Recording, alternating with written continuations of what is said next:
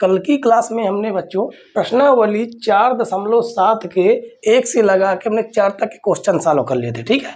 और आज हम सॉल्व करने वाले हैं अन्य महत्वपूर्ण प्रश्न जो क्वेश्चन नंबर 5 से शुरुआत होते हैं, ठीक है। तो देखिए क्वेश्चन नंबर 5 क्या लिखा हुआ है। एक कार्य को करने में बी की तुलना में ए 6 दिन कम लगाता है। कितने? ए जो है 6 दिन कम लगाता है। यदि ए तथा बी दोनों मिलकर उस कार्य को 4 दिन में पूरा कर सकते हैं तो बताओ बी अकेले उसे कितने दिन में पूरा करेगा, ठीक है। तो देखिए जब कभी ऐसा क्वेश्चन आ जाए तो हमें क्या करना होता है, हमें दिनों की संख्या मानना होता है, ठीक है। और हमने आपको बताया था कि अगर हम समय, अगर क्या दिया हुआ है, समय दिया हुआ है, इसे हम काम बनाना चाहें तो समय को हम क्या कर देंगे, अगर इसे हमें काम बनाना है तो हम क्या लिख सकते हैं, 1/समय, 1/समय लिख देंगे तो क्या बन जाएगा, काम बन जाएगा। ये हमने आपको बता रखा है, ठीक है। तो देखिए सबसे पहले आप यहाँ पर पढ़िए, एक कार्य को करने में बी की तुलना में ए 6 दिन कम लगाता है। इसका मतलब बी जितना दिन लेता है उससे 6 दिन कम ए लेता है, ठीक है। तो अगर हमें ये पता चल जाए बी कितने दिन लगाता है तो हम ए का दिन निकाल सकते हैं, ठीक है। तो हम लिखेंगे माना बी द्वारा कार्य को करने में, बी द्वारा कार्य को करने में, कार्य को करने में लिया गया समय, लिया गया समय क्या हमने रख दिया, x दिन, ठीक है, x दिन। अब ए द्वारा कार्य को करने में लिया गया समय क्या होगा, क्योंकि यहाँ पर कहा गया है जो ए है, ए 6 दिन कम लगाता है किससे, बी की तुलना में। इसका मतलब जो ए है वो 6 दिन क्या करता है, कम दिन लेता है, ठीक है, 6 दिन जो है कम लगाता है। अब देखिए क्या लिखा है, यदि ए तथा बी दोनों मिलकर उस कार्य को 4 दिन में समाप्त कर देते हैं। अब ये क्या दिए हुए हैं, ये दिनों की संख्या दी है। अगर हम कह दें बी द्वारा किया गया कार्य कितना होगा, अगर हम ये कह दें कि बी द्वारा किया गया कार्य कितना होगा, तो हमने आपको बताया है काम जो है, अगर काम निकालना या कार्य निकालना है तो हम ये कह सकते हैं कि बी द्वारा किया गया काम कितना है, 1/x होगा, और ए द्वारा किया गया कार्य कितना हो जाएगा, x - 6 हो जाएगा। यानी दोनों ने मिलकर काम को 4 दिन में खत्म कर दिया। अगर हम कह दें कुल काम कितना है तो कुल काम आपका 1/4 है, ठीक। हमने कहा समय का उल्टा कर दीजिए, काम बन जाएगा। तो अब हम लिखेंगे प्रश्नानुसार, प्रश्नानुसार, ठीक है। अब यहाँ पर आप समझिए, अब बी ने जो काम किया, बी ने कितना काम किया है, बी ने काम किया है 1/x, और ए ने कितना काम किया, 1/x - 6। टोटल काम कितने दिन में समाप्त हो रहा, 4 दिन में, लेकिन हमें काम बनाना है तो हो जाएगा 1/4, ठीक है। तो काम बराबर काम हो गया। अब इसे हम क्या कर लेंगे, सॉल्व कर लेंगे एलसीएम लेके। तो x - 6, तो इसका गुणा इधर हो जाएगा तो हो जाएगा x - 6, x का 1 में गुणा हो जाएगा तो हो जाएगा x, अब बराबर आ जाएगा 1/4, ठीक है। अब यहाँ से देखिए इसे तो सॉल्व करेंगे तो x और x कितना हो गया, 2x - 6, x का हम अंदर गुणा करेंगे तो आ जाएगा x² - 6 बराबर 1/4। अब इसका हम क्या कर देंगे, तिरछा इसका इधर गुणा कर देंगे, इसका गुणा इधर कर देंगे, तो 4 का इधर गुणा होगा तो 4 दूनी कितना हो जाएगा, 8x, और -4 छंग कितना हो जाएगा, 24। इन दोनों का इधर गुणा करेंगे एक में तो इसमें कोई फर्क नहीं पड़ेगा, x² माइनस कितना आ जाएगा, 6 आ जाएगा, ठीक है। अब देखिए इन दोनों को हम बराबर के उस पार भेजेंगे तो बराबर में क्या लिखा, बराबर में लिखा हुआ x² - 6। अच्छा यहाँ पर यहाँ पर क्या जाएगा, x का अंदर गुणा करेंगे तो माइनस का 6x होगा। ठीक है, ये थोड़ा सुधार लेना। अब आगे देखिए, ये क्या हो जाएगा 6x। अब ये प्लस में है, कहाँ जाएगा माइनस में, तो हो जाएगा 8x। ये माइनस से प्लस में जाएगा तो हो जाएगा प्लस का 24 बराबर हो गया 0। ठीक है, अब x को देखिए, अब इधर सॉल्व करते हैं, शायद आपको नीचे ना दिखाई दे। तो ये हो जाएगा x स्क्वायर 8 और 6 कितना हो गया माइनस का 14x और ये प्लस का 24 है, प्लस का 24 बराबर 0। अब ये तो बन गया क्या, दो घात समीकरण। और दो घात समीकरण हम आसानी से सॉल्व कर सकते हैं।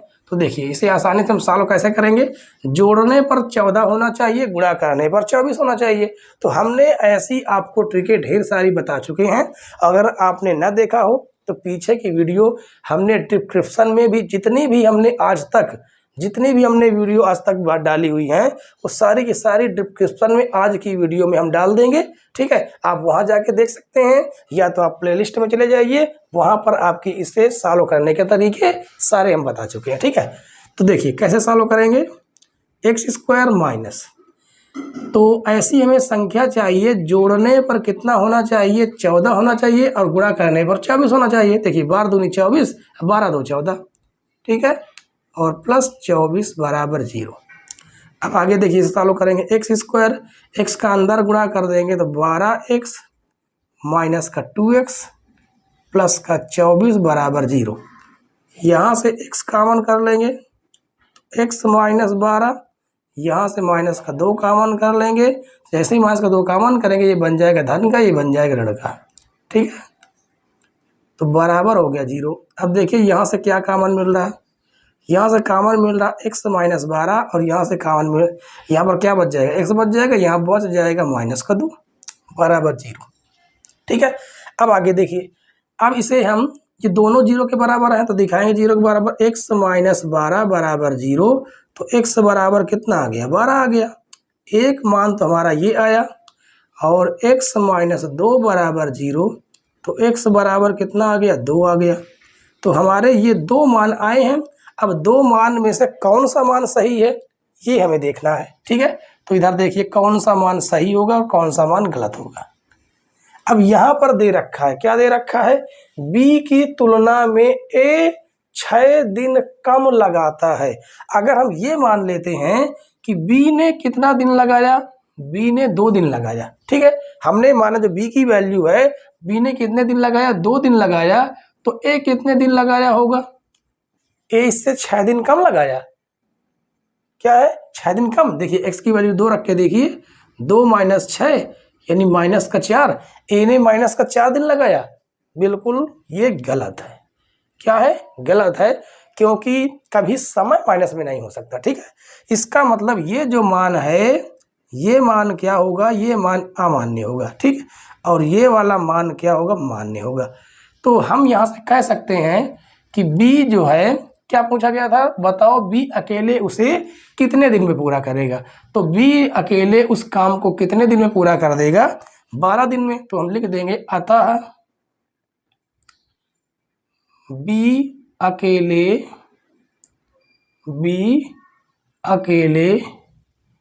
उस कार्य को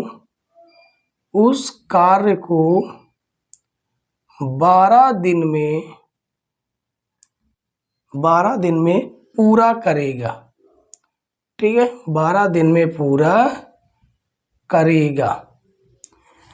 तो आशा करते हैं बच्चों ये क्वेश्चन आपको पूरी तरह से समझ में आ गया होगा। अगला क्वेश्चन देखते हैं बच्चों, क्वेश्चन नंबर 6। एक वर्ग की भुजा दूसरे वर्ग की भुजा से 4 सेंटीमीटर अधिक है। यदि दोनों वर्गों के क्षेत्रफलों का योग 400 वर्ग सेंटीमीटर हो तो दोनों वर्गों की भुजाएं ज्ञात कीजिए। सबसे पहले आप इसे थोड़ा फिगर के माध्यम से समझिए। कहा गया एक वर्ग की भुजा दूसरे वर्ग की भुजा से 4 सेंटीमीटर अधिक है। इसका मतलब जो दूसरा वाला जो वर्ग होगा, कौन सा, जो दूसरा वाला वर्ग होगा, वर्ग का क्या होता है, वर्ग वह होता है जिसकी सभी भुजाएं आपस में क्या होती हैं, बराबर। ठीक है, तो यहाँ पर कहा गया है एक वर्ग दूसरे वर्ग की भुजा से 4 सेंटीमीटर अधिक है। इसका मतलब दूसरा वाला वर्ग है वो इससे क्या है, बड़ा है। ठीक है, तो हम इसे क्या मान लेते हैं, पहला वाला है और ये दूसरा वाला है। तो दूसरे वाले वर्ग से 4 सेंटीमीटर अधिक है। इसका मतलब हमने पहले वाले की भुजा दूसरे वाले की भुजा क्या मान ली, x। तो पहले वाले की जो भुजा होगी वो क्या हो जाएगी, वो हो जाएगी x + 4 हो जाएंगी। समझ गए कि नहीं? अब आप समझ गए होंगे। और वर्ग का क्षेत्रफल क्या होता है, इसका जो क्षेत्रफल होता है इसका फार्मूला आपको पता होना चाहिए। इसका फार्मूला होता है भुजा का स्क्वायर। ठीक है, कोई भी वर्ग हो उसका फार्मूला क्या होगा, भुजा का स्क्वायर। ठीक है, तो अब देखिए यहाँ पर हमने जो माना उसे हम लिखेंगे। ठीक है, तो लिखेंगे माना, यहाँ पर दो वर्ग हैं तो लिखेंगे माना दूसरे वर्ग की भुजा, दूसरे वर्ग की भुजा। ठीक है, दूसरे वर्ग की जो भुजा है हमने क्या माना है, x सेंटीमीटर, क्योंकि हर जगह पर देखिए सेंटीमीटर सेंटीमीटर, हम सेंटीमीटर मानेंगे। और पहले वर्ग की भुजा क्या हो जाएगी, पहले वर्ग की भुजा, जो पहले वर्ग की भुजा हो जाएगी वो हो जाएगी x + 4 सेंटीमीटर। ठीक है, क्योंकि यहाँ पर कहा गया है 4 सेंटीमीटर अधिक है। अब प्रश्नानुसार क्या लिखेंगे, प्रश्नानुसार। अब यहाँ पर थोड़ा आप लोग गौर से समझिए, कहा गया है यदि दोनों के वर्गों के, दोनों के ये जो वर्ग है वर्गों के क्षेत्रफलों का योग, योग मतलब जोड़। अब हम यहाँ पर कहते हैं पहले का क्षेत्रफल क्या होगा, पहले वर्ग का क्षेत्रफल, तो आप कहेंगे भुजा का स्क्वायर। भुजा क्या दी हुई है, x + 4, तो ये पहले वर्ग का क्षेत्रफल हो गया। ठीक है, दूसरे वर्ग का क्षेत्रफल क्या हो जाएगा, x²। कहा जा रहा दोनों के क्षेत्रफलों का योग कितना है, 400 है। समझ गए कि नहीं? अब आप पूरी तरह से समझ गए होंगे। अब यहाँ पर देखिए a + b का होल स्क्वायर लग रहा, तो लगा देंगे a² + b², 4 का स्क्वायर करेंगे 16 हो जाएगा, प्लस 2ab, 2a का मान कितना है, x है, b का मान 4 है। ठीक है, यहाँ पर थोड़ा हम मल्टीप्लाई लगा देते हैं, 4 + x² बराबर कितना हो जाएगा, 400। अब यहाँ पर देखिए x² कितने हो गए, 2 हो गए, तो 2x²। ठीक है, अब उसके बाद अब यहाँ पर देखिए ये 16 है, तो हम पहले xy लिखेंगे। ठीक है, 4 दूनी 8 प्लस का 8x, फिर बाद में लिखेंगे प्लस का 16, और ये धन से कहाँ चला आया, ऋण में चला आया, बराबर हो जाएगा 0। अब यहाँ से थोड़ा सा और सॉल्व कर लीजिए, तो 2x² प्लस का हो जाएगा 8x, और हो जाएगा माइनस का, क्यों, क्योंकि 400 से हम 16 घटाएंगे, तो 400 से आप 16 घटा के देख लीजिए, तो 10 में से 6 गए, कितना बच गया, 4 बच गया, 9 में से 1 गया, 8 बच गया, और ये कितना बच गया, 3 बच गया, यानी 384 बराबर 0। अब यहाँ से थोड़ा क्वेश्चन और छोटा कर सकते हैं। क्या छोटा करेंगे, देखिए 2 का यहाँ भी भाग चला जाएगा, यहाँ भी और यहाँ भी, इसका मतलब हम 2 क्या करेंगे, कॉमन कर लेंगे। ठीक है, तो आ जाएगा x² प्लस 2 चौको 8x, 2 चौको 8x आ जाएगा, माइनस 2 एकन्नम 2, 1 बढ़ गया, 2 नहीं 18, 2 दूनी 4 बराबर 0।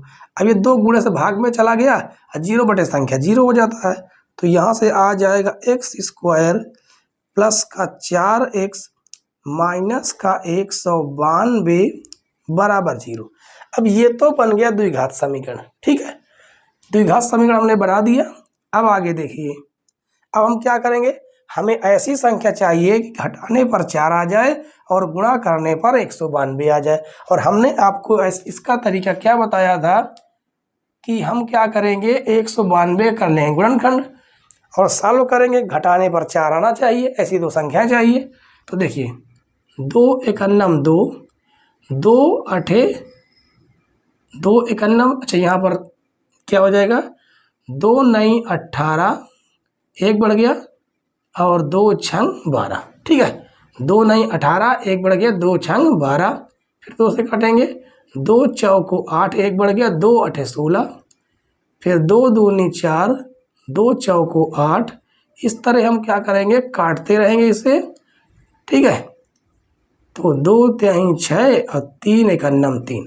अब हम इन संख्याओं से ऐसी दो संख्याएं बनाएं जिनका अंतर यानी जिनका घटाना 4 होना चाहिए और गुणा 192 होना चाहिए। देखिए 2 दूनी 4, 4 दूनी 8, 8 दूनी 16, क्या लिख दिए 16, 2 दूनी 4, 4 तिहाई 12। लीजिए घटा के देखिए कितना आएगा, आ रहा 4, और 16 गुणे 12 कर दीजिए 192 आ जाएगा। तो हमें ऐसी संख्या चाहिए थी, तो आ जाएगा एक्स स्क्वायर प्लस 4 की जगह पर हम क्या लिखेंगे 16 माइनस 12 एक्स, और माइनस हो जाएगा 192 बराबर हो जाएगा 0, ठीक है।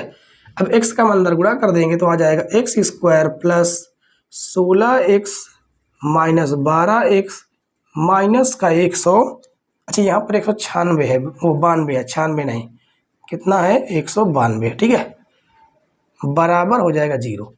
अब देखिए यहाँ से क्या कॉमन मिल रहा है, x कॉमन मिल रहा है, तो यहाँ पर बच जाएगा x, यहाँ पर बच जाएगा प्लस का 16, यहाँ से हमें माइनस का 12 कॉमन मिलेगा। जैसे ही माइनस 12 से आप भाग देंगे तो ये बन जाएगा प्लस का x, ये भी प्लस का बन जाएगा, 12 से भाग देंगे तो यहाँ पर कितना आएगा 16 बराबर 0। अब देखिए दोनों जगह से क्या कॉमन मिल रहा है, x प्लस 16 मिल रहा है और क्या मिल रहा है, बच जाएगा x माइनस 12 बराबर 0। अब ये दोनों के दोनों 0 के बराबर है, ठीक है। तो देखिए 0 के बराबर दिखाते हैं क्या आएगा, तो आ जाएगा x प्लस 16 बराबर 0, तो x बराबर आ गया माइनस का 16। ये मान हमारा क्या हो जाएगा, अमान्य हो जाएगा, क्योंकि कभी भी भुजाएं या क्षेत्रफल कभी माइनस में नहीं हो सकते, ठीक है। तो अब इसे देखते हैं, x माइनस 12 बराबर 0, तो x बराबर कितना आ जाएगा 12 आ जाएगा, ठीक। ये क्या होगा, मान्य होगा। और यहाँ पर क्या कहा गया, दोनों वर्गों की भुजाएं ज्ञात कीजिए, ठीक है।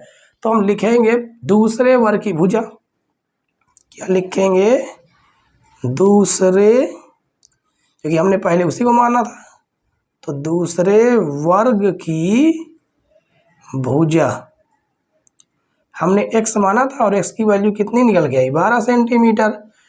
पहले वर्ग की भुजा क्या हो जाएगी, पहले वर्ग की भुजा 12 में आप 4 जोड़ दीजिए, कितना आ जाएगा 16 सेंटीमीटर, और ये दोनों क्या हो जाएंगे, हमारे आंसर हो जाएंगे, ठीक है बच्चों। और आशा करते हैं क्वेश्चन आपको पूरी तरह से समझ में आया होगा, हमने बिल्कुल डीपली आपको समझाया है, ठीक है। और अगर समझ में आया हो तो वीडियो को लाइक जरूर कर देंगे, ठीक है। तो चलिए देखते हैं क्वेश्चन नंबर 7। क्वेश्चन नंबर 7 क्या कहता है, एक पिता तथा उसके पुत्र की आयु का योग कितना है 45 वर्ष, ठीक है। यदि 5 वर्ष पहले उनकी आयु का गुणनफल 124 था तो उनकी वर्तमान आयु ज्ञात कीजिए। हमने आपसे बताया था जब कभी भी जो चीज पूछ ले प्रश्न में उसे हम पहले मान देते हैं, ठीक है। क्या पूछा है, उनकी वर्तमान आयु, तो हम दोनों पिता और पुत्र की वर्तमान आयु मान देंगे। तो लिखेंगे माना पिता की वर्तमान आयु, पिता की वर्तमान आयु क्या मान लेंगे हम 100 वर्ष। पुत्र की वर्तमान आयु क्या मानेंगे, पुत्र की वर्तमान आयु हमने मान दिया क्या y वर्ष, ठीक है। अब लिखेंगे प्रथम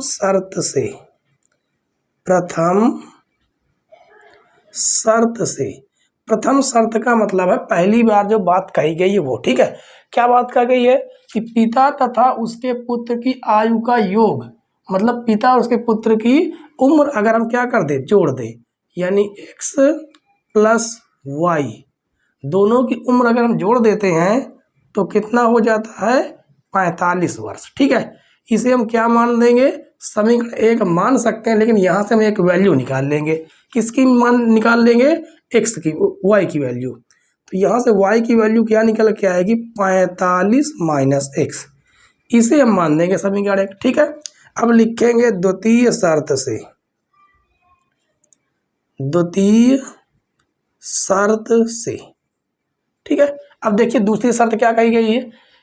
यदि 5 वर्ष पहले उनकी आयु का गुणनफल। अब देखिए 5 वर्ष पहले जो है ये कितने कितने वर्ष के रहे होंगे? 5 वर्ष पहले ये जो है ना कितने वर्ष के रहे होंगे? 5 साल छोटे, यानी x माइनस 5, और पुत्र भी 5 साल छोटा रहा होगा, यानी y माइनस 5 रहा होगा। ठीक है, हम आपसे ही कह दें, अगर इस समय मान लो आप कितने साल के हैं? 15 वर्ष के हैं। 5 साल पहले आप कितने साल के थे? तो 5 साल पहले आप बताएंगे कि हम कितने साल के थे? हम 10 साल के थे जब हम -5 किया। ठीक है, तो यहाँ पर इसी कहने का ये मतलब है। ठीक है, तो देखिए, तो क्या लिखेंगे? 5 वर्ष पहले। देखिए 5 वर्ष पहले जो है पिता रहे थे कितने? x-5 और पुत्र था y-5। ठीक है, और दोनों का गुणनफल कहा जा रहा कितना है? 124 है। ठीक है, अब हम क्या करेंगे? इसे हम मान देंगे समीकरण 2। अब हम लिखेंगे समीकरण 2 में समीकरण 1 से y का मान रखने पर। ठीक है, तो चलिए हम इस जगह पर y का मान रख के देखते हैं। तो x-5, y की जगह पर कितना रखेंगे? 45। क्या लिखेंगे? 45 माइनस कितना? 45 माइनस x और माइनस का 5 बराबर में कितना है? 124 है। ठीक है, अब देखिए शायद ये आपको दिखाई दे रहा होगा, तो चलिए एक लाइन हम सॉल्व कर देते हैं, दिखाई दे रहा होगा आपको। ठीक है, x-5, 45 से 5 घटाएंगे कितना बच जाएगा? 40 माइनस x बराबर में कितना बचेगा? 124। अब देखिए, अब शायद आपको नीचे दिखाई ना दे, तो इधर सॉल्व करते हैं।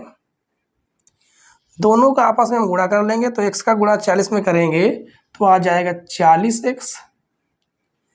x का गुणा माइनस x में करेंगे तो माइनस का x²। 5 का गुणा 40 में करेंगे तो 5 चौको 20, यानी माइनस का कितना आ जाएगा? 200 आ जाएगा। और 5 का गुणा x में करें तो माइनस माइनस प्लस हो जाएगा, 5x आ जाएगा। 5x बराबर में क्या है? बराबर में तो अच्छा, बराबर में 124 है। क्या है? बराबर में 124 है। ठीक है, अब देखिए, अब इसे हम कैसे सॉल्व करेंगे? देखिए माइनस का ये x² है। ठीक है, और 40 और 5 कितना हो गया? प्लस का 45x हो जाएगा, और ये माइनस का 200 बराबर में कितना है? 124 है। ठीक है, चाहे तो इसको हम इधर ले आएंगे, तो बिल्कुल ले आएंगे। ठीक है, चलिए इधर ले आइए, तो माइनस का हो जाएगा x² प्लस का 45x माइनस का 200 और माइनस का 124 बराबर क्या हो जाएगा? बराबर हो जाएगा 0। अब यहाँ से हम क्या करेंगे? इसे हम सॉल्व कर लेंगे, तो आ जाएगा माइनस x² 45x, और देखिए यहाँ पर देखिए ये भी माइनस का है और ये भी माइनस का है, दोनों का है कि है माइनस का। एक बार दोबारा हम चेक कर लेते हैं। ठीक है, हाँ ठीक है, माइनस का रहेगा। तो दोनों आपस में क्या हो जाएंगे? जुड़ जाएंगे। तो 4 देखिए जोड़ देंगे, कितना आएगा? 4 आ जाएगा, 2 आ जाएगा, और 2 1 कितना आ जाएगा? 3 आ जाएगा, बराबर हो जाएगा 0। ठीक है, अब आगे देखिए, अब क्या करेंगे? देखिए हमने आपको बताया था ये जो x² है ये संख्या प्लस की होनी चाहिए।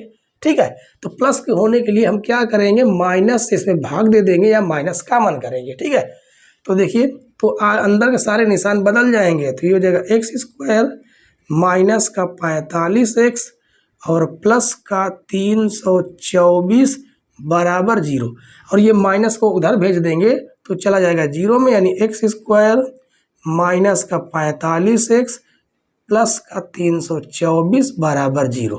अब ये तो हमारा पूरी तरह से द्विघात समीकरण बन गया। जोड़ने पर 45 आना चाहिए और गुणा करने पर 326 आना चाहिए। तो हमने आपको ऐसे तरीके ढेर सारे बता चुके हैं। तो हम क्या करेंगे, हमें ऐसी संख्या चाहिए कि जोड़ने पर 45 आना चाहिए। ठीक है, तो वह संख्या कौन होगी, देखिए वह संख्या होगी 36 प्लस 9, ये आप जोड़ दीजिए और 36 और 9 जोड़ दीजिए 324 आ जाएगा। ठीक है, तो ये आप गुणनखंड करके निकाल सकते हैं। तो x प्लस 324 बराबर 0 हो जाएगा। x का हम अंदर गुणा कर देंगे तो आ जाएगा एक्स स्क्वायर माइनस 36x, ये माइनस प्लस हो जाएगा माइनस 9x प्लस 324। अच्छा, अब हमने माइनस कॉमन किया है तो अच्छा ये प्लस का बन जाएगा। ठीक है, देखिए राइट है, तो जोड़ने पर कितना चाहिए, जोड़ने पर 45, बिल्कुल राइट है।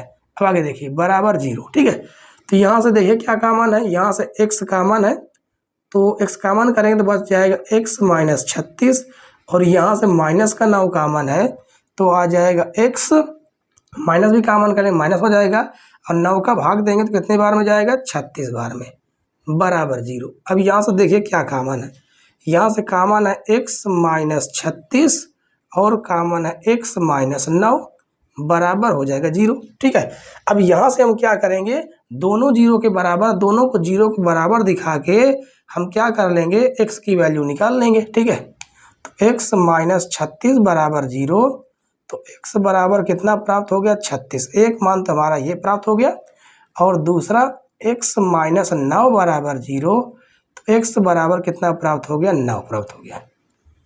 ठीक है, अब इनमें से एक मान माना जाएगा और एक मान नहीं माना जाएगा, वो कौन सा है कि दोनों के दोनों धन के हैं। ठीक है, अगर मान लो हमने पिता की उम्र क्या मान ली, हमने पिता की उम्र हमने क्या मान ली, 9 वर्ष, कितना, 9 वर्ष।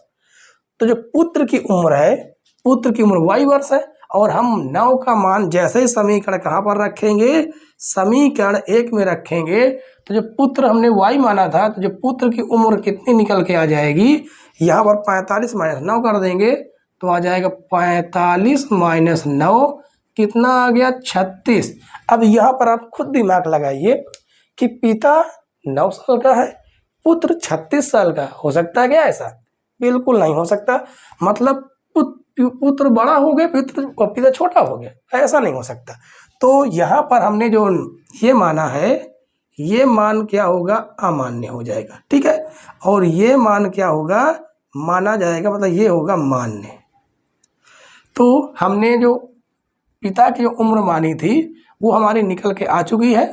पिता की उम्र, पिता की उम्र कितनी हो जाएगी, 36 वर्ष, 36 वर्ष। ठीक है, और पुत्र की उम्र क्या निकल के आएगी, पुत्र की उम्र, अब देखिए यहाँ पर आप मान रख के देख सकते हैं, हमने पुत्र की उम्र हमने क्या मानी थी, y, और यहाँ पर हम मान रखेंगे तो आ जाएगा 45 और माइनस 36, तो यहाँ से पुत्र की उम्र निकल के आएगी, वो निकल के आएगी 9 वर्ष। ठीक है, तो एक आंसर ये और दूसरा आंसर ये आपको प्राप्त हुआ। ठीक है, तो आशा करते हैं बच्चों ये क्वेश्चन भी आपको पूरी तरह समझ में आया होगा। ठीक है, और ये जितने भी हिंदी में लिखे हुए क्वेश्चन हम जो सॉल्व कर रहे हैं, ये पेपर की दृष्टि से इम्पॉर्टेंट क्वेश्चन है। ठीक है, इनको एक बार आप लोग पेपर टाइम में जरूर देख लेना। ठीक, तो चलिए देखते हैं अगला क्वेश्चन। क्वेश्चन नंबर 8 क्या लिखा है, रेणु अपनी नाव 5 किलोमीटर प्रति घंटा की गति से शांत पानी में चलाती है। इसका मतलब नाव की चाल 5 किलोमीटर प्रति घंटा दी हुई है। ठीक है, आगे देखिए, यदि धारा की दिशा में लौटने की बजाय धारा के विपरीत दिशा में 5.25 किलोमीटर नाव चलाने में 1 घंटा ज़्यादा लगता है तो धारा की गति ज्ञात कीजिए। अब देखिए यहाँ पर क्या पूछ लिया, धारा की गति पूछ लिया। ठीक है, और नाव की चाल पहले से दी हुई है तो हम लिखेंगे माना। अब देखिए क्या मानेंगे, धारा की गति, धारा की गति मतलब धारा की चाल हमने क्या मान लिया, 1 किलोमीटर प्रति घंटा। ठीक है, और नाव की चाल क्या दी हुई है, नाव की चाल या नाव की गति हम बोल सकते हैं, ठीक है। नाव की गति कितनी दी है, 5 किलोमीटर प्रति घंटा, ठीक है। अब आगे देखिए, अब हम क्या लिखेंगे, अब यहाँ पर हम फार्मूला कौन सा लगाएंगे, यहाँ पर बात हो रही 1 घंटे कम लगने की, ठीक है, 1 घंटे ज़्यादा लगने की, तो हम समय का फार्मूला लगाएंगे। किसका, समय का।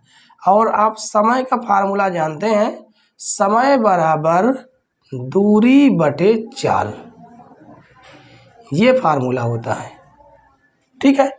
अब देखिए यहाँ पर एक बात और हम लिखेंगे, क्या लिखेंगे, धारा की दिशा में नाव की चाल क्या होगी, धारा की विपरीत दिशा में नाव की चाल क्या होगी, ठीक है। तो लिखेंगे धारा की दिशा में, धारा की दिशा में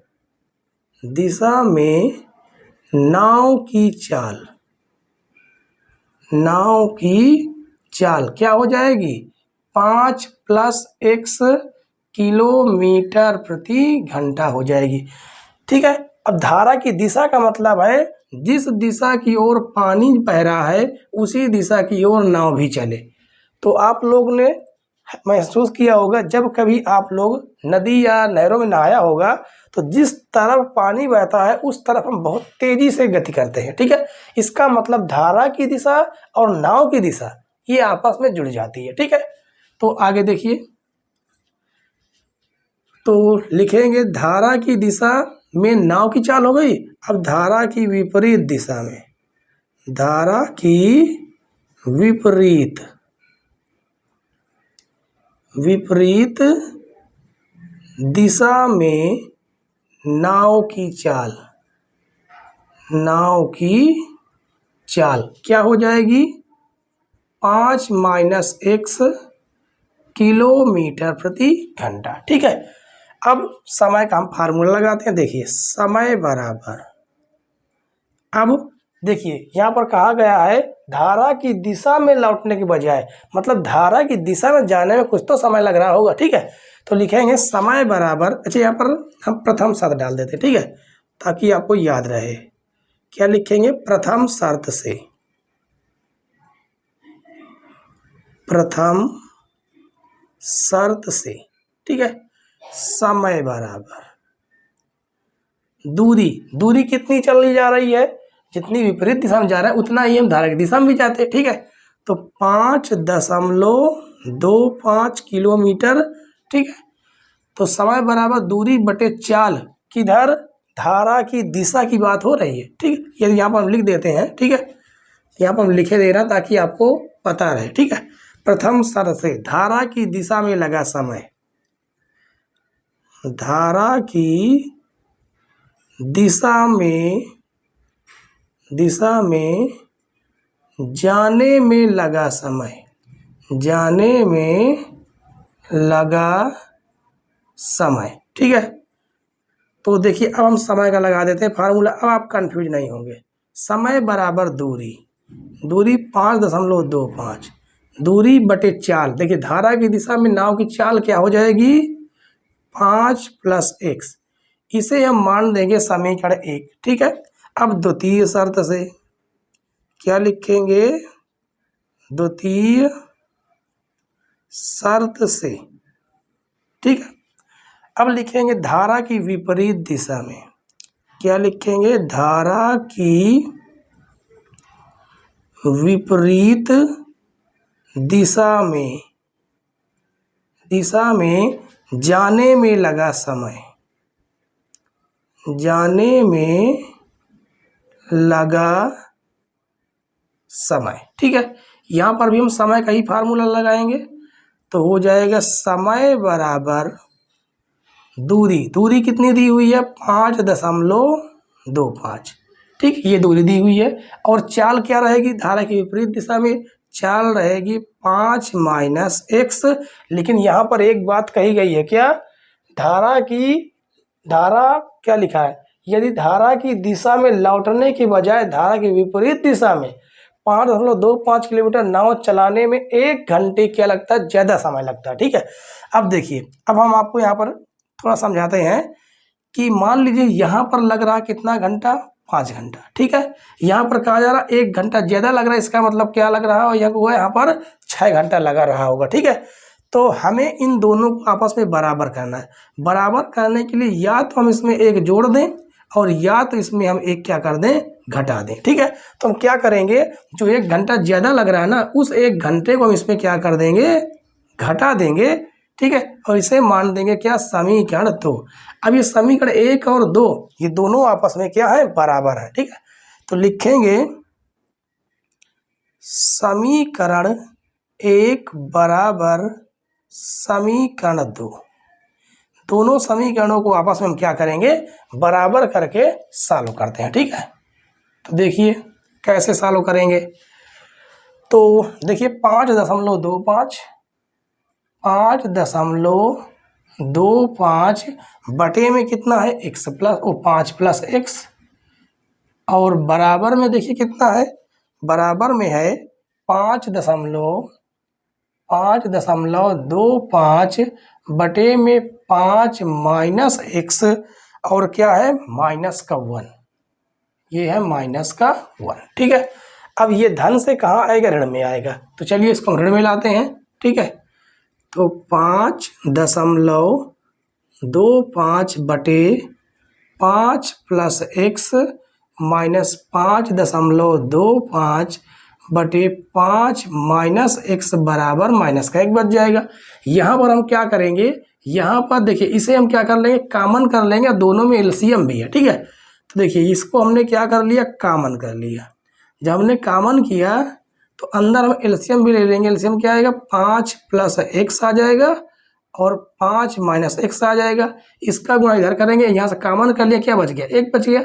इसका इधर गुणा हो जाएगा तो हो जाएगा 5 माइनस x। ठीक है, अब आगे देखिए यहाँ पर क्या है, माइनस का निशान, तो माइनस के निशान के पहले हमेशा हमें क्या लगाना, कोष्टक लगाना है, और इसका इधर गुणा हो जाएगा तो आ जाएगा 5 प्लस x, कोष्टक बंद हो जाएगा, माइनस का 1 आ जाएगा। ठीक है, अब देखिए 5.25, तो 5 माइनस x, माइनस अंदर जाएगा तो अंदर के निशान क्या हो जाएंगे, बदल जाएंगे। ठीक है, और देखिए इसे भी हम क्या करेंगे, इसे हम सॉल्व कर लेंगे। यहाँ पर देखिए क्या फार्मूला लग रहा है, यहाँ पर फार्मूला लग रहा हुआ है, एक बार देखिए कोष्टक में धन का है और एक बार ऋण का है, तो a square minus B square हम लगा सकते हैं, मतलब 5 का स्क्वायर और माइनस x का स्क्वायर, और बराबर में क्या है, माइनस का 1। तो देखिए माइनस का 1 5 और प्लस का 5 आपस में तो कट जाएंगे। ठीक है, तो ये आ जाएगा 5.25 गुणे माइनस का x, तो माइनस का हो जाएगा 2x, और बटे में हो जाएगा 5×5 = 25 माइनस का x स्क्वायर बराबर माइनस का 1।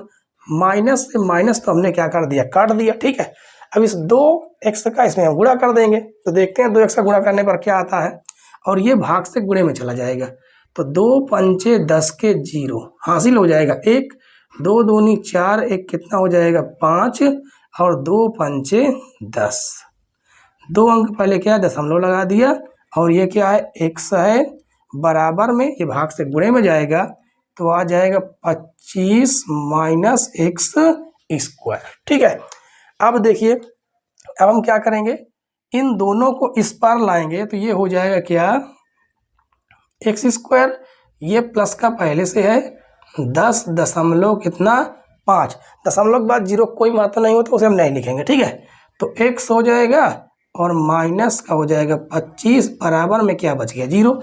तो ये तो हमारा क्या बन गया, ये हमारा बन गया द्विघात समीकरण। अब इसे ही हमें क्या करना है, सॉल्व करना है। ठीक है, तो इसे सॉल्व करने के लिए हमें इधर क्या करना पड़ेगा, मेटना पड़ेगा। तो चलिए हम इसको मेट देते हैं। ठीक है, तो इसको हम मेट कर इधर आपको सॉल्व करके दिखाते हैं कैसे सॉल्व करेंगे। तो यहाँ पर पूछा क्या गया है, यहाँ पर धारा की गति पूछा गया, तो इसको हम मेट देंगे क्योंकि हम x की वैल्यू निकाल लेंगे तो हमें पता चल जाएगा, तो हमें इसकी भी जरूरत नहीं है। ठीक है, तो आगे देखिए, अब तो इसे हम लिख लेंगे, और यहाँ पर हम क्या कर सकते हैं, यहाँ पर देखिए घटाने पर देखिए कितना आएगा, यहाँ पर दशमलव लग रहा है तो दशमलव को हम पहले सॉल्व करेंगे। ठीक है, तो देखिए यहाँ पर क्या लिखा हुआ, एक्स स्क्वायर माइनस का 10 दशमलव कितना है 5x है और माइनस का 25 बराबर 0। अब यहाँ पर आप लोग दशमलव वाला गुणनखंड सीखने जा रहे हैं, ठीक है। तो देखिए आपको इस दशमलव से दिक्कत होगी, है ना, दशमलव से प्रॉब्लम होगी, तो दशमलव को ही हटा दो, खत्म करो, दशमलव को हटा दिए। अब हम क्या लेंगे, एलसीएम ले सकते हैं, लेकिन अभी एलसीएम हम नहीं लेंगे। तो दशमलव से हमने दशमलव क्या कर दिया, हटा दिया, तो बच गया कितना, एक्स स्क्वायर माइनस का 105 बटे 10x माइनस का 25 बराबर 0। काटिए, 5 दूनी 10, 5 दूनी 10, 5 एक अन्नम 5। अब हम एलसीएम ले लेंगे, तो एलसीएम देखिए क्या आएगा, एलसीएम आ जाएगा 2, 2 का इधर गुणा हो जाएगा, तो ये हो जाएगा 2x स्क्वायर, यहाँ पर बच जाएगा प्लस का 21x, ठीक है। अब उसके बाद क्या होगा, तो ये हो जाएगा माइनस का 2 का इधर गुणा हो जाएगा, कितना हो जाएगा 50 हो जाएगा, बराबर हो जाएगा 0। ये गुणे से भाग में चला जाएगा, वो भाग से गुणे में चला जाएगा, तो 2 गुणे 0 0 हो गया, तो बच गया कितना 2x स्क्वायर प्लस का 21x और माइनस का 50 बराबर हो गया 0। अब ये पूरी तरह से गुणनखंड बन चुका है। तो यहाँ पर हमें क्या करना है, घटाने पर कितना आना चाहिए, घटाने पर 21 आना चाहिए और गुणा करने पर 50 दूनी 100 आना चाहिए। हमें ऐसी संख्या चाहिए कि घटा दें तो 21 आ जाए और गुणा कर दें तो 100 आ जाए। तो देखिए इसी संख्या से हम ऐसी संख्या बनाएंगे, ठीक है। तो देखिए क्या बनेगा, 2 पंचे 10 0, 2 दूनी 4, 2 दूनी 4, 2 पंचे 10, 5 पचा 25 और 5 एक अन्नम 5 हो जाएगा। तो देखिए 5 पचा 25, 25 से आप लोग 4 घटाइए, कितना आ जाएगा 21, बन गया ना पूरी तरह से, ठीक है। तो देखिए सॉल्व करते हैं अब, तो हो जाएगा 2x स्क्वायर प्लस कर देंगे 25 माइनस 4, ठीक है, हो जाएगा x माइनस 50 बराबर 0। x का अंदर गुणा कर देंगे तो हो जाएगा 2x स्क्वायर प्लस का 25x माइनस का 4x माइनस का 50 बराबर 0, ठीक है। अब देखिए यहाँ से हम क्या कर सकते हैं, चलिए शायद आपको नीचे दिखाई ना दे, चलिए एक लाइन सॉल्व करते हैं, ठीक है। तो यहाँ से क्या कर देंगे, यहाँ से हम x कॉमन कर लेंगे तो बच जाएगा 2x और प्लस का क्या बच जाएगा 25 बच जाएगा। यहाँ पर हमने x कॉमन कर लिया, यहाँ से हम क्या करें कॉमन करेंगे, यहाँ से माइनस का 2 कॉमन करेंगे तो बच जाएगा प्लस का x और प्लस का 25, ठीक है, बराबर हो जाएगा 0। अब देखिए यहाँ से ये दो चीज़ मिल रहा है ना, तो यहाँ पर आपको दिखा देते हैं। तो देखिए यहाँ से हम क्या करेंगे, 2x प्लस हम 25 कॉमन कर लेंगे तो बच कितना जाएगा, देखिए x माइनस का 2, x माइनस का 2 बराबर 0। अब ये दोनों 0 के बराबर है तो हमें दोनों 0 के बराबर दिखाना होगा, तो ठीक है। तो 2x प्लस 25 बराबर 0, तो 2x बराबर माइनस का 25, तो x बराबर आ जाएगा माइनस का 25 बटे 2। एक आंसर तो हमारा ये आ रहा, और आपको पता है चाल कभी माइनस में नहीं होती, इसलिए ये मान क्या हो जाएगा, अमान्य हो जाएगा, ठीक है। अब इसको देखते हैं, x माइनस 2 बराबर 0, तो x बराबर कितना आ गया 2, ये क्या होगा, ये माना जाएगा, ये मान्य होगा, ठीक है। और हमने क्या मानी थी, धारा की गति हमने x किलोमीटर मानी थी, तो लिख देंगे अतः धारा की गति कितनी होगी, 2 किलोमीटर प्रति घंटा। ये हमारा क्या हो जाएगा, आंसर हो जाएगा, ठीक है बच्चों। तो आशा करते हैं क्वेश्चन भी आपको पूरी तरह समझ में आया होगा। अब देखिए बच्चों क्वेश्चन नंबर 9, क्वेश्चन नंबर 9 में कहा गया है, यदि 2 अंकों की संख्या अपने अंकों के योग की 4 गुनी है तथा अपने अंकों के गुणनफल की 3 गुनी है तो संख्याएं ज्ञात कीजिए। और हमने आपको बताया था जब कभी ऐसे अंकों की संख्या की बात करें तो सबसे पहले हमें क्या मानना है, आप लोग जानते हैं जब 2 अंक की संख्या होती है, जैसे मान लो हमने यहाँ पर लिख दिया 25, अब इसमें 2 अंक हैं कि नहीं, एक इकाई का अंक है और एक दहाई का अंक है। तो हम यहाँ पर मानेंगे माना दहाई का अंक। क्या मानेंगे? दहाई का अंक। ठीक है, दहाई का अंक कितना हो जाएगा? हम मान लें कितना हो जाएगा? x हो जाएगा। ठीक है, और इकाई का अंक, इकाई का अंक, इकाई का अंक हम क्या मानेंगे? y। तो बताइए संख्या हमारी क्या हो जाएगी? जो हमारी संख्या होगी वो संख्या क्या होगी? आपको पता होगा कि इकाई में 1 और दहाई में 10 होते हैं। ठीक है, और 10 का हम 2 में गुणा करें कितना हो जाएगा? 20, और 20 और 5 जोड़ेंगे तभी होगा 25। इसका मतलब उसको हम कैसे लिख सकते हैं? लिख सकते हैं संख्या हमारी हो जाएगी 10x प्लस y। ये हमारी क्या हो जाएगी? संख्या हो जाएगी। ठीक है, अब लिखेंगे प्रथम शर्त से। प्रथम शर्त से। अब प्रथम शर्त में क्या कहा गया है? 2 अंकों की संख्या। अब ये हमारी संख्या है तो हमने लिख दिया संख्या। अब जो संख्या है वो क्या है? अपने अंकों के योग की 4 गुनी। मतलब इसके जो अंक हैं अगर उन अंकों को हम क्या कर देते हैं? जोड़ देते हैं, और जोड़ने के बाद हम 4 से क्या कर देते हैं? गुणा। अंकों के योग की 4 गुनी मतलब बराबर हो जाती है। ठीक है, तो सॉल्व करेंगे 10x प्लस वाई बराबर 4 का हम अंदर गुणा कर देंगे तो हो जाएगा 4x और प्लस का हो जाएगा 4y। ठीक है, तो हम x को इस पार लाएंगे, y को इस पार रहने देते हैं। ठीक है, तो इस पार लाएंगे तो ये हो जाएगा 10x माइनस का 4x बराबर 4y, और ये हो जाएगा माइनस का y। तो 10 में से 4 जाएंगे कितना बच जाएगा? 6x बच जाएगा, और ये बच जाएगा 3y, और 3 एक अन्नम 3, 3 दूनी 6। यहाँ से क्या आ गया? 2x बराबर y, यानी आया y बराबर कितना? 2x। इसे हम क्या मान देंगे? समीकरण 1 मान देंगे। ठीक है, अब देखिए द्वितीय शर्त से लिखेंगे। क्या लिखेंगे? द्वितीय शर्त से। अब दूसरी शर्त देखिए यहाँ पर क्या बोली गई है? तथा अपने अंकों के गुणनफल की 3 गुनी। कौन? वही जो संख्या थी।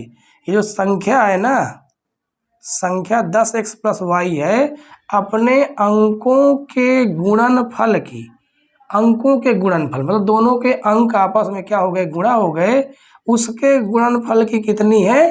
3 गुनी। समझ गए? अब देखिए, तो अब हम यहाँ पर सॉल्व करेंगे, आ जाएगा 10x प्लस वाई बराबर हो जाएगा 3xy। तो इसे हम क्या मान देंगे? इसे हम मान देंगे समीकरण 2। अब लिखेंगे y का मान समीकरण 1 से समीकरण 2 में रखने पर। ठीक है, तो चलिए देखे दे हैं, सॉल्व करेंगे। तो लिखेंगे y का मान, y का मान समीकरण 1 से समीकरण 2 में रखने पर, 2 में रखने पर। ठीक है, चलिए समीकरण 2 में रखते हैं y का मान। अब देखिए आगे कहाँ पर रखेंगे? यहाँ पर भी रखेंगे, यहाँ पर भी रखेंगे, तो हो जाएगा 10x प्लस y की जगह पर कितना आ जाएगा? 2x। 2x बराबर देखिए 3x तो पहले से है 3x, और y की जगह पर कितना आ जाएगा? 2x आ जाएगा। ठीक है, 2x। अब देखिए 10 और 2 कितना हो गया? 12x हो गया, और ये कितना हो गया? 6 3 दूनी 6x स्क्वायर हो गया। ठीक है, अब यहाँ से देखिए, अब यहाँ से हम क्या करेंगे? x से एक x हम काट देंगे, 6 से हम एक 6 का नम 6, 6 दूनी 12, इधर केवल 2 बचा है और इधर केवल x बचा है, तो x बराबर कितना आ गया? x बराबर आ गया कितना? 2 आया।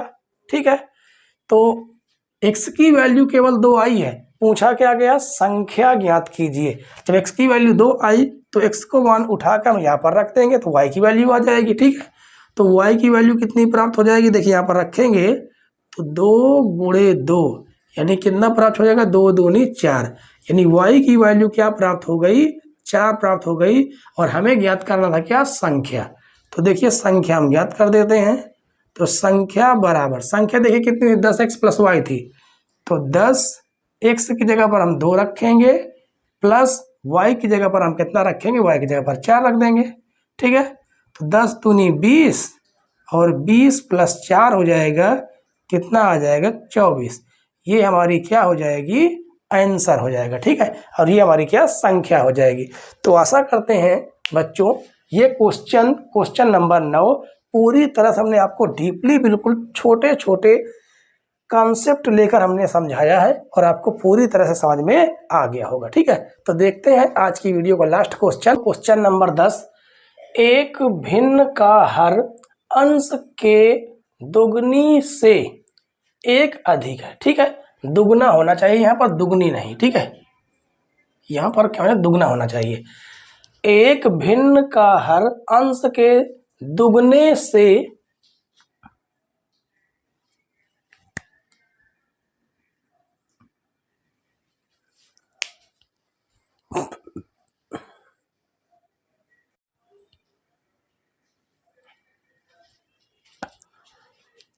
अगला क्वेश्चन देखिए बच्चों, क्वेश्चन नंबर 10। एक भिन्न का हर अंश के दुगने से एक अधिक है, यदि भिन्न तथा इसके व्युत्क्रम का योग 2 सही 16/21 हो तो भिन्न का मान ज्ञात कीजिए। ठीक है, तो देखिए सबसे पहले आप भिन्न समझिए, भिन्न क्या होती है। भिन्न होती है जिसे हम, वह संख्या जिसे हम अंश बटे हर के रूप में लिख सकते हैं।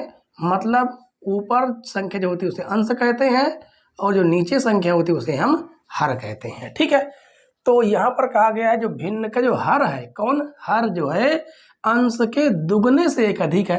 तो हमें अंश पता नहीं, तो हम क्या करेंगे, अंश मान लेंगे। माना भिन्न का अंश, भिन्न का अंश, अंश हम मान लेंगे क्या, x। तो भिन्न का हर क्या हो जाएगा, भिन्न का हर। तो हर के बारे में देखिए क्या कहा, भिन्न का हर अंश के दुगने से, तो हम अंश का क्या कर देंगे, दुगना कर देंगे। अंश के दुगने से एक अधिक है, क्या है, एक अधिक है। अब हमें हर भी प्राप्त हो गया, तो हमारी भिन्न क्या बन के आ गई, भिन्न, हमारी भिन्न बन के आई अंश बटे हर, अंश हो गया x, हर हो गया 2x प्लस 1। ठीक है, और भिन्न का व्युत्क्रम क्या होगा, उसे हम लिख देते हैं भिन्न का व्युत्क्रम। ठीक है, व्युत्क्रम, भिन्न का व्युत्क्रम होता है इस संख्या का उल्टा। ठीक है, तो देखिए इसको हम उल्टा कर देंगे, 2x प्लस 1/x। ठीक है, अब लिखेंगे प्रश्नानुसार, क्या लिखेंगे, प्रश्नानुसार। अब यहाँ पर कहा क्या गया, प्रश्नानुसार में कहा गया है भिन्न तथा इसके व्युत्क्रम का योग, यानी भिन्न जो थी वो कितनी है, x प्लस 2x प्लस 1, और इसका जो व्युत्क्रम है 2x प्लस 1/x, दोनों का जो योग है वो कितना है, 2 सही 16/21 है, 2 सही 16/21। ठीक है, दोनों में हम क्या ले लेंगे, एलसीएम ले लेंगे। एलसीएम कितना आ जाएगा, x और आ जाएगा 2x प्लस 1, x का गुणा इधर कर देंगे तो ये हो जाएगा x²। ठीक है, इसका गुणा इधर कर देंगे तो आ जाएगा प्लस का 2x प्लस 1 का होल स्क्वायर हो जाएगा। ठीक है, ये क्या है, होल स्क्वायर, और बराबर में इसे हम सॉल्व करेंगे, 21 दूनी 42।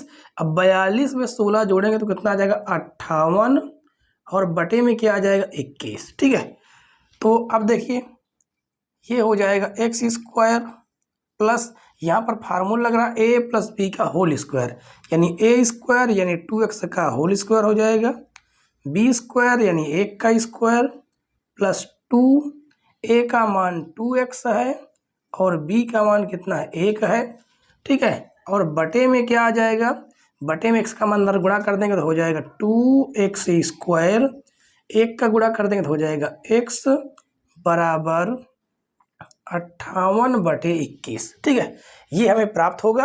अब देखिए इसे हम एक लाइन नीचे हम और सॉल्व करके देखते हैं तो शायद आपको दिखाई ना दे, है ना। चलिए अब इधर देखते हैं, ठीक है। इसको मेट के इधर देखते हैं, कोई समस्या नहीं होगी बगल में। अब देखिए आगे, ये एक्स स्क्वायर तो है ही, ठीक है, प्लस यहाँ पर 2x का होल स्क्वायर करेंगे तो हो जाएगा 2 दूनी 4 एक्स स्क्वायर, प्लस का एक आ जाएगा और आ जाएगा प्लस का 2 दूनी 4x, क्या आ जाएगा 4x। और बटे में आपको क्या मिला था, बटे में मिला था 2x स्क्वायर प्लस का x, और बराबर में देखिए 58/21 है, क्या है 58/21, ठीक है। तो यहाँ पर थोड़ा हम सॉल्व कर लेंगे, देखिए कितना हो गया 4 1 5, तो ये हो जाएगा 5x स्क्वायर प्लस का 4x प्लस का 1, और क्या हो जाएगा बटे में हो जाएगा जो है उसे हम नोट कर देंगे, बराबर में 58, क्या हो जाएगा 58 बटे हो जाएगा 21, ठीक है। अब इनका हम तिरछा गुणा करेंगे, 21 का गुणा हम इधर करेंगे, इसका गुणा भी इधर करेंगे, ठीक है। तो 21 पंचे 105 एक्स स्क्वायर हो जाएगा, प्लस 21 चौक 84 हो जाएगा, क्या हो जाएगा 21 चौक 84 एक्स, और 21 51 21, ठीक है। अब 58 का गुणा इन दोनों संख्याओं के साथ करेंगे तो 2 8 16 के 6 हासिल 1, 2 पंचे 10 1 11, ये हो जाएगा एक्स स्क्वायर, एक्स का गुणा 58 के साथ करेंगे तो प्लस का 58 एक्स आ जाएगा, ठीक है। अब देखिए ये संख्या बड़ी है, ये संख्या छोटी है, तो इसे हम उस पार ले जाएंगे, ठीक है। तो बराबर में देखिए कितना है, बराबर में तो 116 एक्स स्क्वायर और प्लस का 58 एक्स है, ठीक है। ये धन से ऋण में जाएगा तो माइनस का 105 एक्स स्क्वायर हो जाएगा, प्लस से माइनस में जाएगा तो हो जाएगा 84 एक्स, और ये प्लस का 21 बराबर हो गया 0, ठीक है। तो अब 116 से 105 घटाएंगे, 5 देखिए 6 में से 5 गया, कितना बच गया 1, और 1 में से 0 घटा दीजिए 1 बच जाएगा, यानी कि कितना बच गया 11 बच जाएगा, ठीक है। कितना बच जाएगा 11 बच जाएगा। अब देखिए आगे, देखिए आगे क्या करेंगे, x वाले हम घटाएंगे, ठीक है। तो हम घटा के देखते हैं, तो यहाँ पर देखिए ये बड़ा है यानी माइनस का निशान आएगा, ठीक है। 11x स्क्वायर माइनस का निशान आएगा तो ये हो जाएगा, देखिए 84 से 58 घटाइए, जैसे हासिल 14 में से 8 गया, कितना 6 बच गया, ये बच गया कितना 7 में से 5 गया, कितना बच गया 2 x, और क्या बच गया, ये बच जाएगा प्लस का 21। तो ये प्लस का 21 कैसे हुआ, क्योंकि ये धन में था, उस पर माइनस में जाएगा तो ये माइनस का 21 होना चाहिए, ठीक है। तो माइनस का 21 हो जाएगा, माइनस का 21 बराबर 0। अब देखिए अब ये तो बन गया क्या, गुणनखंड बन गया, ठीक है। जैसे गुणनखंड बना, हम क्या करेंगे, घटाने पर 26 आना चाहिए और गुणा करने पर कैसी संख्या होनी चाहिए, 21 एकम 21। हमने आपको बताया था कि पीछे वाले का गुणा आगे वाले में कराते हैं, ठीक है। तो 21 एकम 21, 21 के 1 हो गए हासिल 2, 21 एकम 21 और 21 2 कितना हो गया 23 हो गया, तो 231 हो गया। अब इसका हम गुणनखंड करेंगे तो घटाने पर 26 आना चाहिए, गुणा करने पर 231 आना चाहिए, ठीक है। तो देखिए क्या करेंगे, इसे हम कितने से काटेंगे, इसे हम 3 से काटेंगे। देखिए 3 2 5 1 6, 3 से कट जाएगा, 3 सते 21, 2 बढ़ गया, 3 सते 21, 7 से काटेंगे, 7 एकन्नम 7, 7 एकन्नम 7, और 11 एकन्नम 11, ठीक है। इन दो संख्याओं से ऐसी संख्या बनाना है, घटाने पर क्या आना चाहिए, घटाने पर 26 आना चाहिए, ठीक है।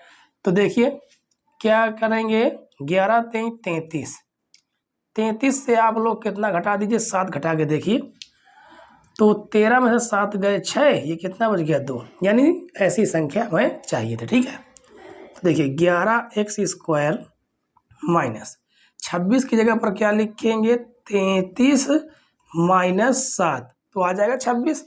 बगल में क्या लिखा हुआ है, x लिखा हुआ है 21 बराबर हो जाएगा 0, ठीक है।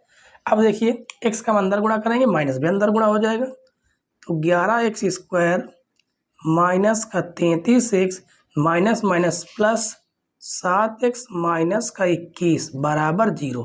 इन्हें हम थोड़ा मिट देते हैं, ठीक, ये आपको डिस्टर्ब कर रहे होंगे। अब देखिए आगे, अब इन दोनों में देखिए क्या कॉमन है, इन दोनों में तो 11 कॉमन है, तो x माइनस, अच्छा यहाँ पर x भी कॉमन है, 11x कॉमन, ठीक है, 11x दोनों कॉमन है, तो x बच गया, अब 11 33 बच गया, प्लस यहाँ से केवल 7 कॉमन है, तो x माइनस 7 3 21 बच गया बराबर 0। दोनों से क्या कॉमन मिल रहा, x माइनस 3 और क्या बच गया 11x माइनस 7 बराबर 0, ठीक है। ये दो बचे हुए हैं और हम इसे क्या करेंगे, सॉल्व करेंगे, ठीक है। तो इधर तो देखिए जगह बची नहीं है, तो हमें इधर इसको मेटना पड़ेगा, ठीक। तो देखिए मेट दे रहे हैं, तो और आप लोग बेहतर ढंग से तैयारी करते रहें, ठीक है। आपको विराम बिल्कुल अपने तैयारी में नहीं देना है कि किसी भी काम का बहाना लेके बैठ जाएं घर पर, ठीक है। तो देखिए दोनों को हम 0 के बराबर दिखाएंगे, इसे हम यहाँ पर लाइन खींच दें, तो x माइनस 3 बराबर 0, तो x बराबर कितना प्राप्त हो गया 3, तो ये तो मान्य होगा, ठीक है, क्योंकि धनात्मक आया। तो उसे हम देख लेते हैं, 11x माइनस 7 क्या हो जाए 11, अच्छा यहाँ पर प्लस का साइन है, प्लस का साइन, ठीक है, 11x प्लस 7 बराबर 0, तो 11x बराबर माइनस का 7, x बराबर माइनस का 7 बटे 11, ये ऋणात्मक आया, ये क्या हो जाएगा अमान्य हो जाएगा, ठीक है। पूछा क्या गया था, भिन्न ज्ञात कीजिए, तो हमने भिन्न, हमारी जो भिन्न थी वो भिन्न क्या बनी हुई थी, वो भिन्न ये बनी थी, यानी x बटे 2x प्लस 1, और x की वैल्यू कितनी है 3 है, तो रख देंगे 3 बटे 2 गुणे 3 प्लस 1, तो 3 एक देखिए 3 आ जाएगा, 3 दूनी 6 और 1 जोड़े कितना आ जाएगा 7, यानी हमारी भिन्न कितनी आ गई 3 बटे 7 आ गई, ठीक है मित्रों। अब देखिए हमें आपको एक जानकारी ये देनी थी कि हमने जितनी भी अभी तक हमने वीडियो बनाई है, वो सारे के सारे वीडियो के लिंक हमने डिस्क्रिप्शन में डाल दिया है, ठीक है, और आप जाकर वहां से देख सकते हैं। किसी भी क्वेश्चन का लिंक आप ढूंढना चाहेंगे तो प्लेलिस्ट में वीडियो पड़ी है, वहां पर भी देख सकते हैं, ठीक है। तो आज से आपकी प्रश्नावली 4.7 पूरी तरह से सॉल्व होती है, और कल से हम समांतर श्रेणी सॉल्व करेंगे, ठीक है। तो इतनी ही जानकारी हमें आपको देनी थी, और आपको ये तो जानकारी है ही कि हम कौन सी किताब सॉल्व करवा रहे हैं, ठीक है। और जिन लोगों को नहीं पता है वो हम आपको बताए दे रहे हैं कि हम कौन सी किताब सॉल्व करवा रहे हैं, ठीक है। तो किताब का जो नाम है वो विद्या प्रकाशन की है, कौन सी, विद्या प्रकाशन की जो मैथ है वो है, वो किताब हम क्या करवा रहे हैं, सॉल्व करवा रहे हैं, जिसमें देखिए जिसमें क्वेश्चन तो बहुत अच्छे हैं, एनसीईआरटी से भी अच्छे क्वेश्चन हैं, और इसमें एक प्लस पॉइंट ये है कि इसमें जो अन्य महत्वपूर्ण क्वेश्चन दिए होते हैं, क्या, अन्य महत्वपूर्ण, जो अन्य महत्वपूर्ण क्वेश्चन दिए होते हैं, अन्य महत्वपूर्ण प्रश्न, ठीक है, वो आपको किसी भी किताब में देखने को नहीं मिलेंगे, और ना तो कोई भी आपको YouTube पर कोई भी सॉल्व करवाता है, ठीक है। लेकिन हम आपके लिए अन्य महत्वपूर्ण, देखिए अन्य महत्वपूर्ण क्वेश्चन भी सॉल्व करवाते हैं, और प्रश्नावली के क्वेश्चन भी सॉल्व करवाते हैं। जो प्रश्नावली के क्वेश्चन होते हैं, कौन से, जो प्रश्नावली जो चैप्टर के क्वेश्चन होते हैं, वो आपको एनसीईआरटी बुक में मिल जाएंगे। एनसीईआरटी की जो बुक राजीव प्रकाशन चलती है या और कोई प्रकाशन है, उनमें तो मिल जाएंगे, ठीक है, लेकिन ये अन्य महत्वपूर्ण क्वेश्चन आपको किसी और किताब में देखने को नहीं मिलेंगे, ठीक है। तो अगर आप लोग एनसीईआरटी बुक सॉल्व कर रहे हैं तो बहुत अच्छी बात है, उसे आप सॉल्व करते रहिए, लेकिन साथ में आप लोग इन क्वेश्चनों को भी सॉल्व करिए, ठीक है। और हम आपसे वादा करते हैं कि आपकी जो बुक है इसे हम कब तक हम ख़त्म कर देंगे, ठीक है। तो आप लोगों को ये टेंशन रखने की ज़रूरत नहीं है कि किताब हमारी ख़त्म नहीं होगी, ठीक है। तो हमने आपसे वादा किया है कि आपकी जो बुक है, इसे हम दिसंबर तक में ख़त्म कर देंगे। ठीक है, इसे हम दिसंबर तक में ख़त्म कर देंगे। फिर उसके बाद हमारे पास बचते हैं 2 या 1.5 महीने, जिसमें से 1 महीने में, कौन से 1 महीने में हम आपको क्या सॉल्व करवाएंगे, उस 1 महीने में जो विद्या की क्वेश्चन बैंक आती है, कौन सी, जो विद्या की क्वेश्चन बैंक, कौन सी क्वेश्चन बैंक आती है, क्वेश्चन बैंक, हम उसे आपको सॉल्व करवाएंगे। ठीक है, और क्वेश्चन बैंक सॉल्व करने से ये बेनिफिट मिलता है कि क्वेश्चन बैंक के जितने भी क्वेश्चन होते हैं वो सारे क्वेश्चन रिपीटेड होते हैं, और कितने साल, 10 साल पुराने क्वेश्चन इसमें होते हैं, और सारे के सारे जितने भी पेपर में क्वेश्चन आने वाले होते हैं वो सारे क्वेश्चन इस विद्या की क्वेश्चन बैंक में मिल जाते हैं। ठीक है, तो हमने कई बार देखा है, कम से कम हमने 5 साल से हमने इस क्वेश्चन बैंक को सॉल्व करवाया है, और हर साल कम से कम 50 से 90% को पूरे विद्या क्वेश्चन से ही आते हैं। ठीक है, तो करते आप होंगे, तो आप लोगों को आज की हो इंटरेस्टिंग लगी हो तो वीडियो को लाइक कर, ठीक है, क्योंकि वीडियो बनाने में बहुत ही मेहनत लगती है बच्चों। और आप लोग चैनल पर नए हो, चैनल को सब्सक्राइब कर दें, बेल आइकन प्रेस कर लें, ताकि नई नई वीडियो की नोटिफिकेशन आप तक ज़रूर पहुंचती रहे। और इससे आप लोगों का ही फायदा है कि आप लोगों को ये नहीं ढूंढना पड़ता है कि हमारी प्रश्नावली की जो वीडियो है वो कहाँ पड़ी हुई है। ठीक है, तो आशा करते हैं आप लोग समझ गए होंगे। ठीक है, तो आज के लिए इतना ही, कल फिर हम मिलते हैं इसी समय पर। ठीक है, तो वीडियो देखने के लिए धन्यवाद दोस्तों, जय हिंद।